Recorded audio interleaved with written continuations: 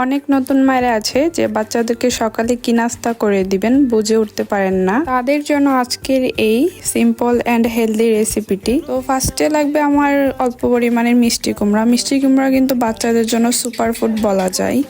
এটা আপনারা 6 মাস থেকে যে কোনো বাচ্চাদেরকে দিতে পারবেন। মিষ্টি কুমড়াটা আমি এখানে গ্রেট করে নিয়ে নিলাম। তারপর একটা পাতিলের মধ্যে অল্প পরিমাণে খাঁটি ঘি নিয়ে নিলাম। গ্রেট করা গাজরগুলো ঢেলে দিলাম। অল্প পরিমাণে হালকা আছে ভেজে নিব। ভেজে নেওয়ার পর এতে আমি একটা বেবি ওটস ঢেলে দিব অল্প পরিমাণে। এখানে আমি মিষ্টি কুমড়াটাই বেশি ইউজ করেছি। ওটস ঢালার পর আমি হালকা করে ওটসগুলোকেও আরেকটু করে ভেজে নিব। নিয়ে তারপরে অল্প পরিমাণের পানি ঢেলে দিব। এটা বেশিক্ষণ লাগে না সিদ্ধ হতে। 3 থেকে 4 মিনিট রান্না করে আমাদের এই হেলদি অ্যান্ড সিম্পল রেসিপিটা হয়ে গেলেও তারপরে এতে আমি অল্প পরিমাণের বাদাম গুঁড়ো অ্যাড করে দিয়েছি। এই তো আমার সিম্পল রেসিপি রেডি হয়ে গেল। আপনারাও এটা ট্রাই করতে পারেন, অনেক হেলদি এই রেসিপিটা।